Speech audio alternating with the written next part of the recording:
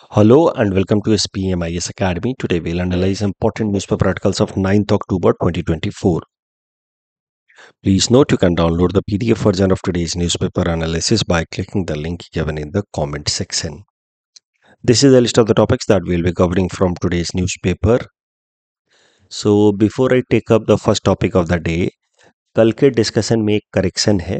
कल मैंने ऐसे डिस्कशन के टाइम में बोल दिया था कि सेल का पावर हाउस होता है nucleus, but that is not right. किसी भी सेल, बॉडी का जो हमारा जो बेसिक कॉन्स्टिट्यूएंट होता है सेल, उसका पावर हाउस होता है mitochondria, because this mitochondria is responsible for releasing energy for the cell from the food that we eat. चलिए, now we will be taking up the first topic. It is Nobel prize in physics. This topic is important from our syllabus GS paper 3 science and technology point of view. तो ये current news को समझने के लिए कि किस field में या किस फील्ड से एसोसिएटेड नोबेल प्राइज दिया गया है फिजिक्स में इस साल, उसको समझने के लिए एक बार artificial neural network ANN and machine learning के कॉन्सेप्ट को देखते हैं and then we will come to the current news. देखिए, आर्टिफिशियल न्यूरल नेटवर्क ये एक तरीके का सिस्टम है जो बनाया गया है बाय साइंटिस्ट्स, जो हमारे ह्यूमन ब्रेन के जैसा होता है. या आप कह सकते हैं कि एक ऐसी मशीन है जो हमारे ह्यूमन ब्रेन की तरह काम करती है.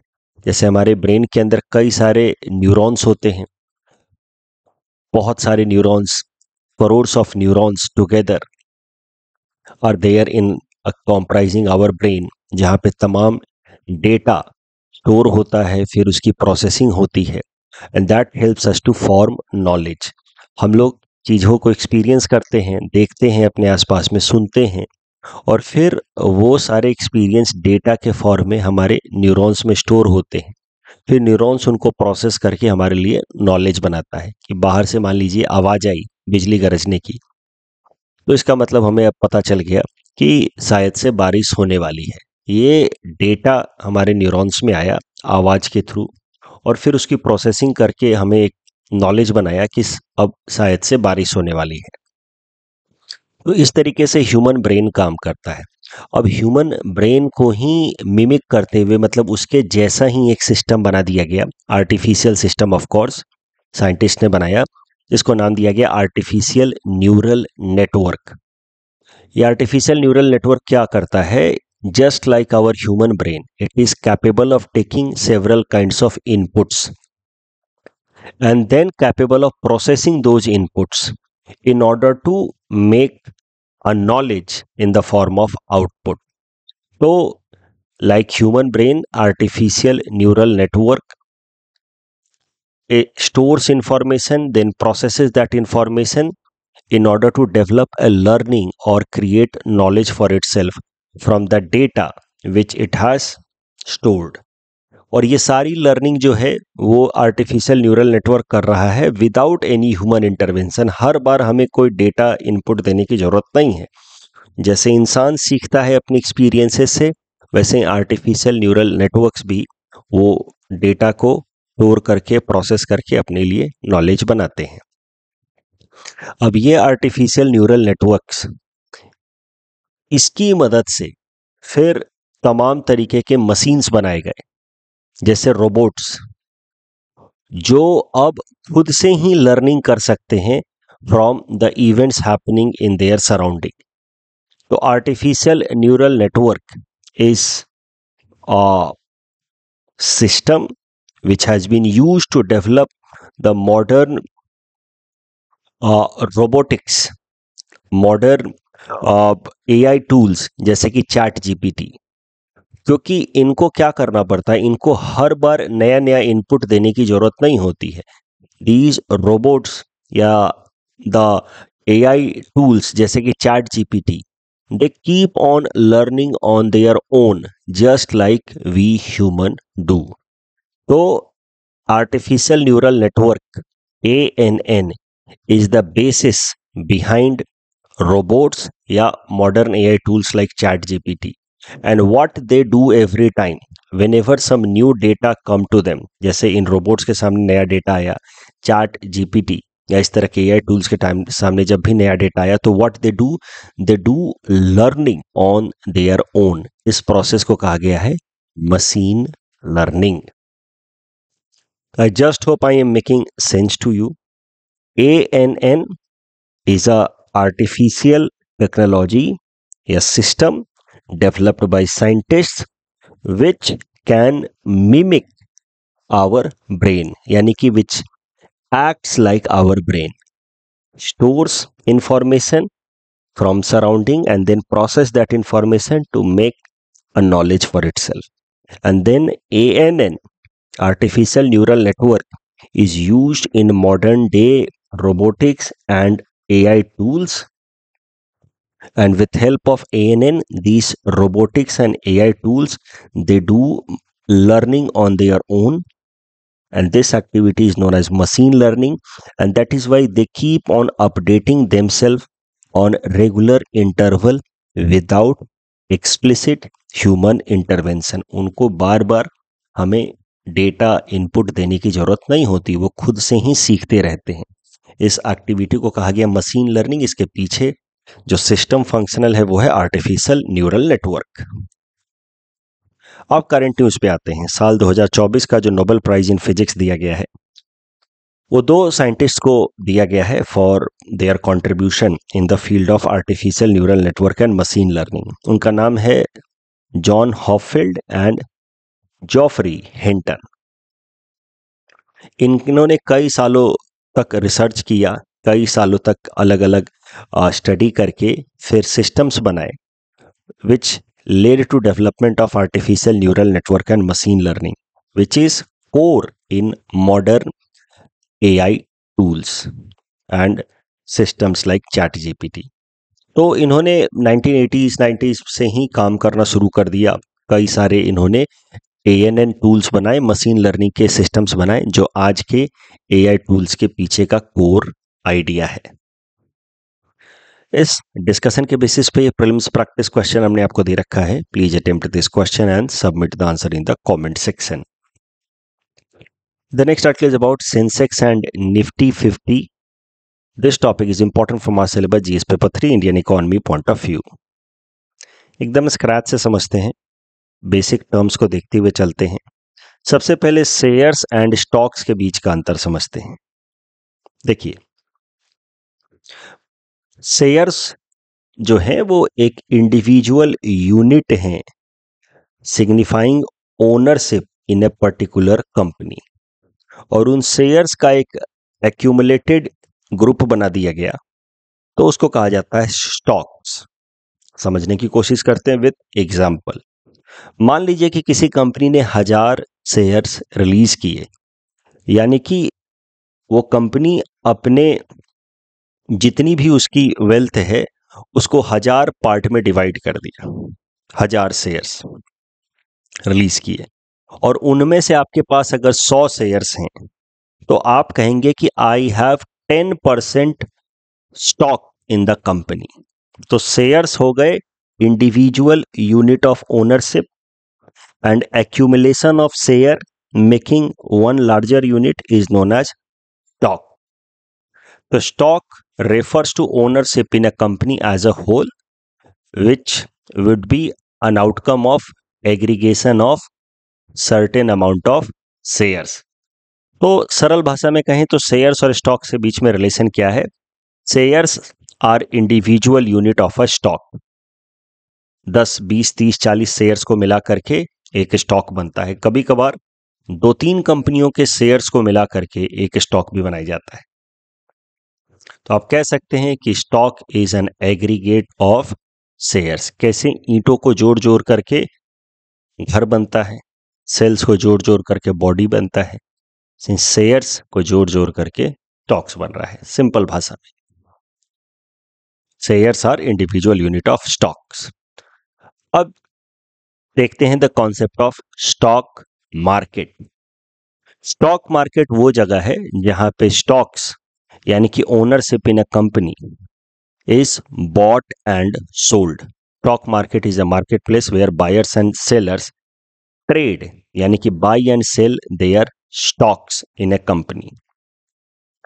भारत के अंदर दो सबसे जाने माने स्टॉक मार्केट हैं, और भी हैं बट दो जो सबसे ज्यादा जाने माने स्टॉक मार्केट हैं वो हैं Bombay stock exchange and national stock exchange. ये कैसे काम करते हैं? तो मान लीजिए किसी कंपनी को अपने कुछ शेयर्स रिलीज करके बेच करके टू द कॉमन पीपल अपने कंपनी के लिए कुछ फंड रेज करना है। मान लीजिए कि मेरी कंपनी है XYZ, उसकी ओवरऑल वैल्यू है 100 करोड़। अब मैंने सोचा कि उसमें से 50% ओनरशिप मैं लोगों को बेच करके और कंपनी के लिए एक्स्ट्रा कैपिटल जनरेट करता हूं। तो मैं क्या करूंगा, अपने कंपनी के जो ओवरऑल ओनरशिप है उसको अलग अलग शेयर्स में डिवाइड कर दूंगा और फिर उन शेयर्स को मार्केट में बेचूंगा पहली बार। तो जब कंपनी अपने शेयर्स बेचती है इन the market for the first time which is available for common people या कॉमन इन्वेस्टर्स टू बाय, तो उसके लिए उस कंपनी को अपने शेयर्स को इन स्टॉक मार्केट्स के अंदर लिस्ट कराना होता है। और फिर लिस्ट कराने के बाद अपने स्टॉक्स को जब वो बेचती है टू द कॉमन पब्लिक, तो फिर उस एक्टिविटी को कहा जाता है इनिशियल पब्लिक ऑफरिंग। तो मेरी कंपनी है, मुझे लगता है कि मुझे और फंड की जरूरत है, तो मैं अपने कंपनी के कुछ shares in Bombay stock exchange या नेशनल स्टॉक एक्सचेंज में लिस्ट करवाऊंगा और फिर उन शेयर्स को बेच करके अपने कंपनी के लिए कुछ फंड रेज करूंगा, कैपिटल रेज करूंगा, जिससे मैं अपने कंपनी के लिए कुछ नए प्रोजेक्ट्स ले आऊं। बट इस प्रोसेस में होगा क्या कि मेरी ownership in the company will get diluted, will get reduced, क्योंकि शेयर्स जिन जिन लोगों ने खरीदा है उनकी भी ओनरशिप हो जाएगी इन the company in proportion of their investment in the company. So companies list there shares या stocks in this stock market and then they release their stock through a process known as initial public offering. Whosoever wants to buy shares of that company will be known as investor. वही लोग invest करते हैं जिनको लगता है कि भविष्य में कंपनी और आगे जाएगी, प्रॉफिट होगा तो उसका एक हिस्सा उन स्टॉक होल्डर्स को मिलेगा in proportion of their stock holding, जिसको कहा जाता है डिविडेंड। वो लोग भी इन्वेस्ट करते हैं जिनको लगता है जब कंपनी आगे जाएगी तो उस कंपनी के शेयर के दाम सेकेंडरी मार्केट में ऊपर जाएंगे और फिर हम इन शेयर्स को बेच करके प्रॉफिट कमा के निकल आएंगे। तो अब मुद्दा उठता है स्टॉक मार्केट के अंदर primary stock market and secondary stock market, ये क्या होता है? देखिए, प्राइमरी स्टॉक मार्केट जहां पे कंपनी सीधा सीधा शेयर्स दे रही है टू द कॉमन इन्वेस्टर्स, ये होता है primary stock market. This process involves IPO, initial public offering. Secondary stock market जहां पे इन्वेस्टर्स आपस में शेयर खरीदते बेचते हैं on the basis of the demand and supply, the prices of the stocks are decided. For example, अगर company खूब अच्छा परफॉर्म कर रही है, फायदे में है, तो इसका मतलब उसके इन्वेस्टर्स को डिविडेंड मिलने की उम्मीद है आने वाले टाइम में, क्योंकि कंपनी फायदे में है। तो कई सारे लोग उस कंपनी के स्टॉक्स को खरीदना चाहेंगे। बट चूंकि अब इनिशियल पब्लिक ऑफरिंग हो चुका है और कंपनी ने अपने स्टॉक्स बेच दिए हैं, जिन्होंने खरीदना था खरीद लिया। अब अगर आपको उस कंपनी के स्टॉक्स चाहिए तो आप उस सीधा सीधा कंपनी से नहीं खरीद सकते, क्योंकि IPO has been already done.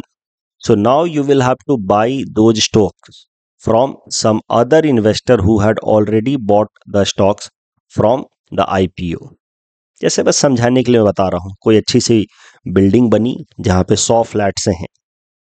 अब बिल्डर ने बेच दिया 100 फ्लैट्स 100 अलग अलग लोगों को, जिन्होंने पहली बार में बिल्डर से खरीद लिया, वो हो गया उनका प्राइमरी मार्केट।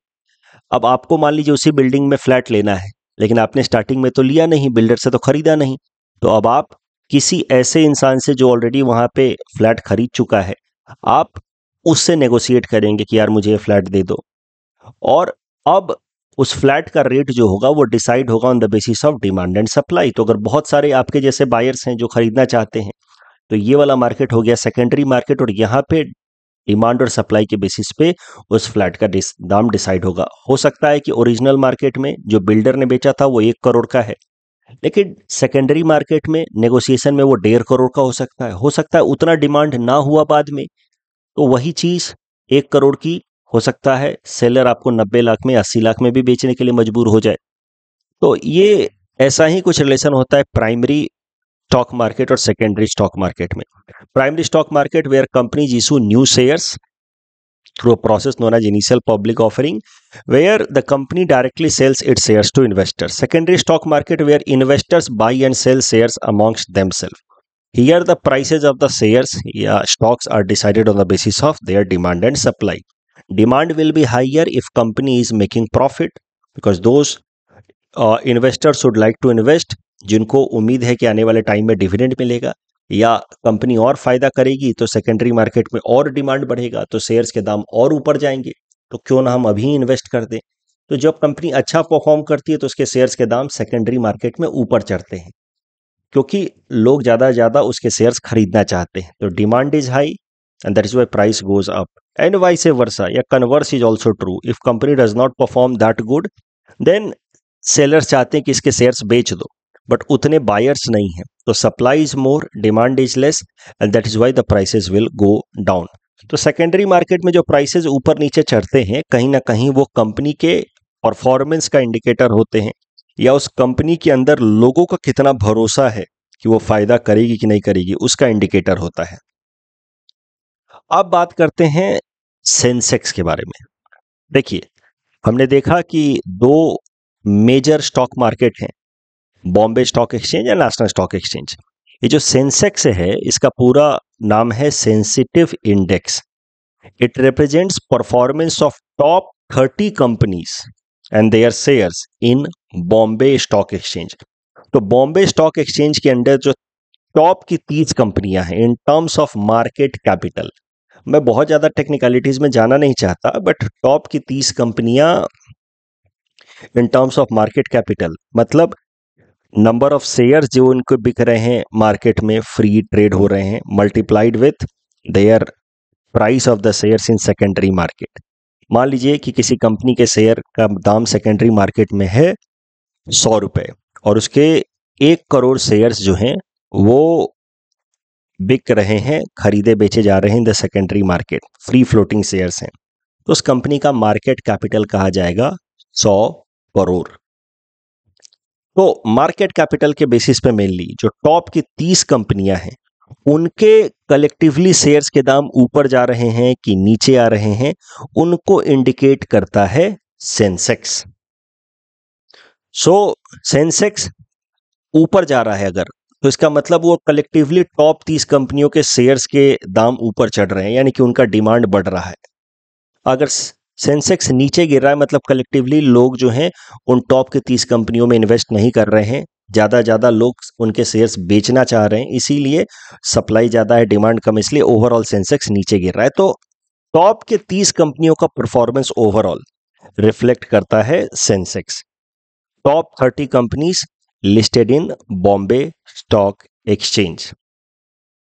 बस समझाने के लिए मैं बता रहा हूं कि मान लीजिए कि आप स्कूल चलाते हैं और स्कूल में आपके हैं 1000 बच्चे, लेकिन अब आपको अपने स्कूल का परफॉर्मेंस दिखाना है कि आपके स्कूल में कितनी अच्छी पढ़ाई होती है, तो आप क्या करेंगे? टॉप के 30 बच्चों का आप ओवरऑल मार्क्स रिलीज करेंगे कि देखिए इन बच्चों के मार्क्स क्या क्या आए हैं पिछले बोर्ड एग्जाम में या उसके पहले, कि मोटा मोटा देखिए टॉप 30 बच्चों ने अगर अच्छा परफॉर्म किया है तो ये मेरे स्कूल का परफॉर्मेंस का इंडिकेटर है।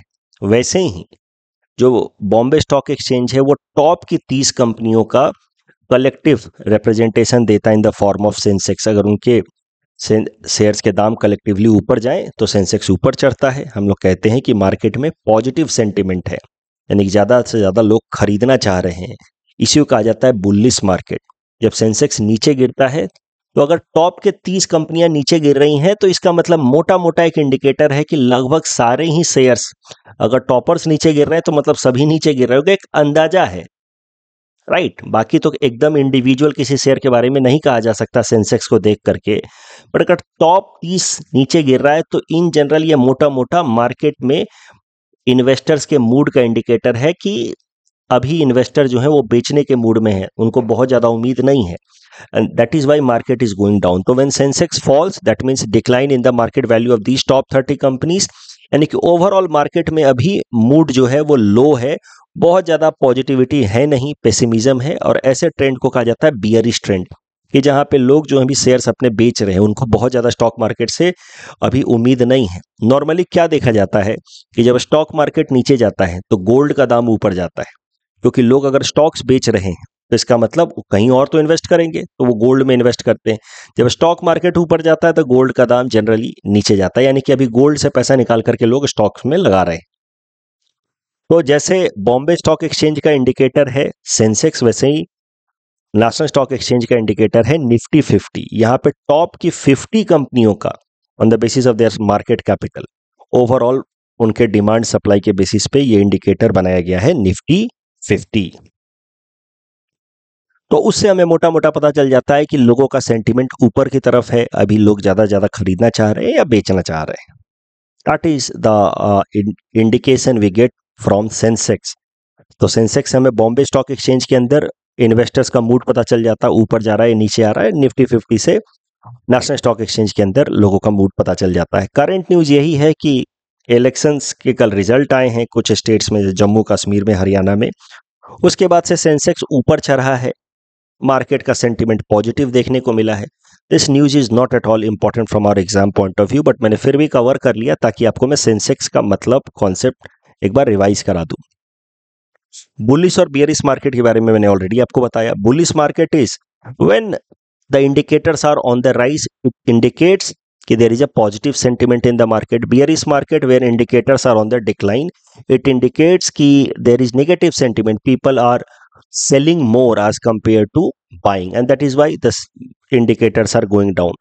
मार्केट में सेंटिमेंट नेगेटिव है तो कहते हैं बियरिश मार्केट हो गया है। इस डिस्कशन के बेसिस पे प्रीलिम्स प्रैक्टिस क्वेश्चन हमने आपको दिया है। Please attempt this question and submit the answer in the comment section. APSC ने अभी हाल फिलहाल में जो एग्जाम कराया था मेंस का जुलाई महीने में, उसमें जीएस पेपर 3 में उन्होंने ये सवाल पूछा था, what is Nifty and Sensex. साथ ही साथ उन्होंने पूछा था कि म्यूचुअल फंड के बारे में बताइए कि उसकी पॉपुलैरिटी क्यों बढ़ रही है हाल फिलहाल में। तो निफ्टी और सेंसेक्स तो हमने डिस्कस किया। म्यूचुअल फंड क्या रहता है? म्यूचुअल फंड में एक इन्वेस्टर एक basket of commodities, financial commodities में इन्वेस्ट करता है, जिसमें कुछ शेयर्स भी हो गए, कुछ गवर्नमेंट सिक्योरिटीज भी हो सकता है, कुछ बॉन्ड्स भी हो सकता है। उसको कलेक्टिवली मिला करके एक बास्केट बनाया गया। और वो बास्केट ऐसे बनाया जाता है ताकि आपका जो गोल है, इन्वेस्टमेंट पे जो रिटर्न है, उम्मीद, आपका टारगेट, वो पूरा हो सके। तो नॉर्मली म्यूचुअल फंड के लिए क्या रहता है कि एक म्यूचुअल फंड एक्सपर्ट या प्रोफेशनल मैनेजर कंपनी होती है, उसको हम लोग पैसा देते हैं, 1 लाख 2 लाख 4 लाख जो भी है, म्यूचुअल फंड की कंपनियां हैं, आईसीआईसीआई, प्रूडेंशियल एंड ऑल, उसको हमने पैसा दिया। वो हो गए professional managers of mutual fund. वो हमारे टारगेट के हिसाब से, कि अगर आप बोलेंगे कि नहीं मुझे तो ज़्यादा रिटर्न चाहिए, तो उस हिसाब से हमारा बास्केट अरेंज करेंगे, जहाँ पे रिस्की चीज़ों में ज़्यादा इन्वेस्ट करेंगे, एसेट्स में, जहाँ पे रिटर्न के चांसेस ज़्यादा हैं। लेकिन ज़्यादा रिटर्न के चांसेस हैं तो मतलब रिस्क भी ज़्यादा होगा। अगर आप कहेंगे नहीं नहीं मुझे तो ठीक ठाक सा रिटर्न चाहिए, बस इन्फ्लेशन बीट हो जाना चाहिए, तो फिर आपका वो बास्केट ऐसे अरेंज करेंगे जिसमें कम रिस्की फाइनेंशियल इंस्ट्रूमेंट्स होंगे, ज़्यादा सेफ इंस्ट्रूमेंट्स होंगे, जैसे गवर्नमेंट सिक्योरिटी एंड ऑल। तो इस तरीके से एक प्रोफेशनल मैनेजर होता है जो हमारे पैसे को हमारे टारगेट्स के हिसाब से इन्वेस्ट करता है by creating a basket of financial commodities including stocks, bonds, securities. और इस तरीके से म्यूचुअल फंड में हम लोग पैसा लगा पाते हैं, और म्यूचुअल फंड जो है फिर वो हमें आने वाले टाइम में ठीक ठाक से हमारे एक्सपेक्टेशंस के हिसाब से रिटर्न देने की कोशिश करता है। आजकल म्यूचुअल फंड का पॉपुलैरिटी क्यों बढ़ रहा है, वही पूछा है इस सवाल में। म्यूचुअल फंड की पॉपुलैरिटी बढ़ने के पीछे एक बड़ा कारण ये भी है कि बैंक्स में एफडी करने से, फिक्स डिपॉजिट करने से जो आजकल रेट मिल रहा है, इंटरेस्ट रेट मिल रहा है, वो काफ़ी कम मिल रहा है, 6, 6.5, 7% के आसपास मिल रहा है। Which is barely able to beat inflation. तो उस कारण से जीरो रेट ऑफ रिटर्न है, या कुछ कुछ केसेस में तो निगेटिव रेट ऑफ रिटर्न है even for after doing FD. इसीलिए लोग जो है अलग अलग जगहों पे इन्वेस्ट करना चाह रहे हैं, और उसमें एक अच्छा सोर्स उनको मिल रहा है, सेफर तरीका मिल रहा है म्यूचुअल फंड। अभी स्टॉक मार्केट में सीधा सीधा इन्वेस्ट करोगे तो ज्यादा रिस्क उठा रहे हो, mutual fund relatively less risk वाला है, इसीलिए लोग वहां पे इन्वेस्ट कर रहे हैं। ऐसा सवाल पूछा था कि म्यूचुअल फंड की पॉपुलैरिटी क्यों बढ़ रही है, तो आपको ये जवाब लिखना था। The next article is about Atal pension योजना। अटल पेंशन योजना में ओवरऑल इनरोलमेंट 7 करोड़ से भी ज्यादा हो गया है, यानी कि ये बताता है कि अटल पेंशन योजना की ये पॉपुलैरिटी बढ़ रही है। और फिर मैंने सोचा कि क्यों ना अटल पेंशन योजना के बारे में थोड़ा सा डिस्कस कर लिया जाए कि ये है क्या। This topic is important for my syllabus GS paper 3 Indian economy point of view. देखिए, अटल पेंशन योजना भारत सरकार द्वारा चलाई गई एक पेंशन स्कीम है for those workers who are engaged into unorganised sector, जैसे कि रिक्शा चलाते हैं, कंस्ट्रक्शन वर्कर हैं। तो ऐसे वर्कर्स के लिए भी पेंशन की सुविधा हो, इसके लिए भारत सरकार ने चलाया है अटल पेंशन योजना। इसको लॉन्च किया गया था साल 2015 में। इसके अंतर्गत 18 से 40 साल की उम्र के जो अनऑर्गेनाइज सेक्टर के वर्कर्स हैं, वो अपने लिए एक पेंशन फंड खोल सकते हैं under pension fund regulatory development authority, which is overall regulator of this scheme. तो 18 से 40 साल की उम्र के हैं आप बीच में, तो आप और अनऑर्गेनाइज सेक्टर में काम करते हैं, तो अटल पेंशन योजना के अंतर्गत आप अपना एक अकाउंट खोल लें और उसमें आप एक मंथली पैसा डालते जाएं, बेसिक अमाउंट। और 60 साल के जब आप होंगे तब आपको मंथली बेसिस पे फिर आपको एक पेंशन मिलेगी, जो पेंशन अमाउंट 1000 से लेकर के 5000 हो सकता है, depending upon your contribution that you are doing right now. तो 18 साल से 40 साल की उम्र में हैं आप, तो आप ये स्कीम के अंतर्गत अपने लिए एक अकाउंट खोलें, उसमें आप मंथली कुछ कुछ पैसा जमा कराते रहें। जब आप 60 साल के होंगे तब आपको पेंशन के तौर पे आपको मंथली कुछ मॉनेटरी बेनिफिट दिया जाएगा। न्यूज़ यही था कि अटल पेंशन योजना की पॉपुलैरिटी बढ़ रही है, 7 करोड़ से भी ज़्यादा सब्सक्राइबर हो गए हैं। तो कैसा है कि 18 से 40 साल की उम्र वाले लोग ले सकते हैं। तो मान लीजिए कि आपने 18 साल की उम्र में ही शुरू कर दिया और आपको सिर्फ 1000 रुपये चाहिए when you become 60 in the form of pension, तो आपका कंट्रीब्यूशन बहुत कम होगा, आपको बहुत कम अमाउंट देना होगा। लेकिन अगर आपने 40 साल की उम्र में शुरू किया है और आपको 5000 रुपये चाहिए आफ्टर यू टर्न 60, तो आपको ज़्यादा पैसा देना होगा मंथली बेसिस पे। तो इंडिविजुअल को कंट्रीब्यूट करना होता है, और जिस हिसाब से आपको रिटर्न चाहिए आफ्टर यू टर्न 60, 1000 से लेकर के 5000 के बीच में जितना भी आपको पेंशन चाहिए, और जिस उम्र से आपने देना शुरू किया है, ये दो चीजें तय करेंगी कि आपका कंट्रीब्यूशन उस अकाउंट के अंदर कितना होगा। मान लीजिए कि आपने 18 साल में तय किया है और 18 साल में शुरू कर दिया और आपको चाहिए सिर्फ 1000 रुपये, तो हार्डली आपको 39 या 40 रुपीज देना होता है मंथली। लेकिन अगर आपने 40 साल की उम्र में शुरू किया है तो अब आप 60 साल की उम्र में पेंशन लेंगे, तो यानी कि आपको सिर्फ 20 साल कंट्रीब्यूट करना है और आपको चाहिए 5000 रुपये मंथली पेंशन, तो फिर आपको ज्यादा अमाउंट देना होगा, समवेयर क्लोज टू 108 रुपीज और समथिंग लाइक दैट। ठीक है, तो पेंशन बेनिफिट जो है वो 1000 से लेकर के 5000 तक वैरी कर सकता है per month once the subscriber becomes 60 years of age. सरकार ने जब 2015 में लॉन्च किया था तो उन्होंने एक और एक्स्ट्रा इसमें प्रोविजन ऐड कर दिया था कि 31 दिसंबर 2015 से पहले अगर आप अटल पेंशन योजना के अंतर्गत अकाउंट खोलते हैं तो जितना पैसा आप कंट्रीब्यूट करेंगे उतना ही पैसा, यानी कि 50% of the contribution will come from the government. मान लीजिए 38 रुपीज आपको देना है मंथली, तो आपको सिर्फ 19 रुपए देना होगा, 19 रुपए सरकार को कंट्रीब्यूट करेगी, 50% को contribution by the government, but overall contribution will be 1000 per year maximum, उससे ज्यादा सरकार कंट्रीब्यूट नहीं करेगी। बट ये उन्हीं के लिए था जो अटल पेंशन योजना के अंतर्गत 2015 31 दिसंबर से पहले अपना अकाउंट खोल लेते हैं। अच्छा, अटल पेंशन योजना में अगर आप सब्सक्राइब कर रहे हैं, पैसा डाल रहे हैं, तो फिर वो पैसा जो है टैक्स बेनिफिट में भी काउंट होगा, यानी कि उतने पैसे पे टैक्स नहीं लगेगा।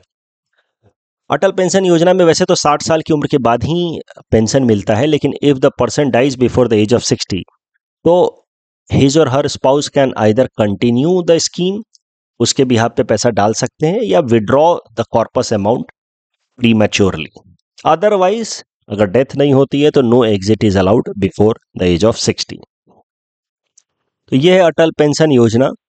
इस डिस्कशन के बेसिस पे प्रीलिम्स प्रैक्टिस क्वेश्चन हमने आपको दिया है। Please attempt this question and submit the answer in the comment section. Next article is about gig workers. This topic is important from our syllabus GS paper 3 Indian economy point of view. Gig workers होते कौन है?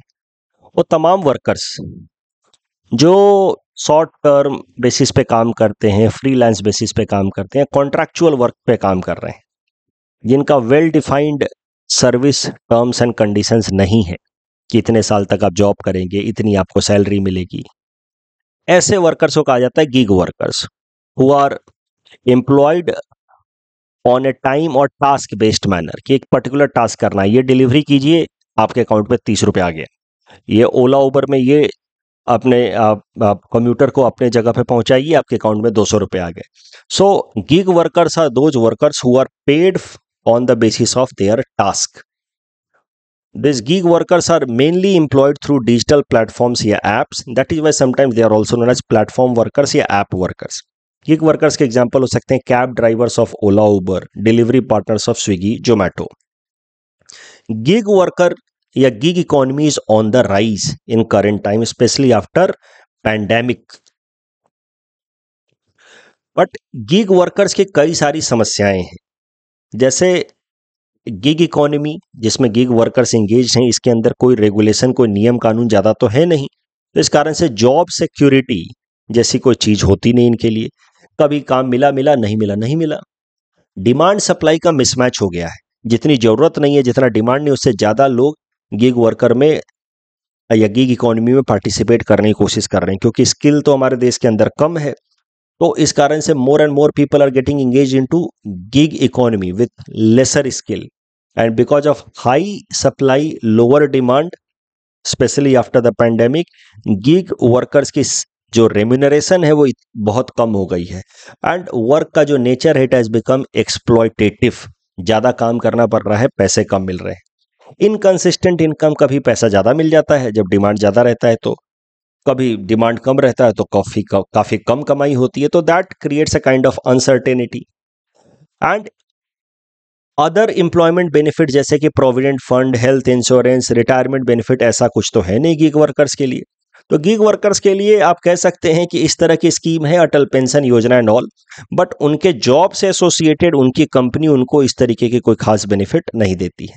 तो ये सब तो challenges हैं associated with gig economy for gig workers, but कुछ फायदे भी हैं।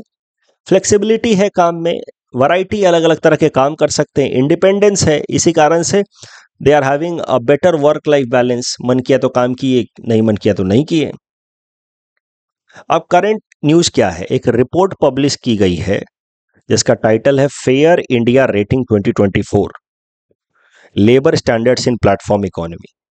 इस रिपोर्ट में जो 11 इंपॉर्टेंट प्लेटफॉर्म्स हैं, Amazon, Flex, big basket, blue smart जैसे, उबर, अर्बन कंपनी जैसे 11 प्लेटफॉर्म्स का इवैल्यूएशन किया गया है on the basis of how fair and how enabling they are as far as their relation with their workers are concerned, कि fair पे कितना कर रहे हैं, कंडीशन ऑफ वर्क कैसा है, कॉन्ट्रैक्ट मैनेजमेंट, रिप्रेजेंटेशन कैसा है।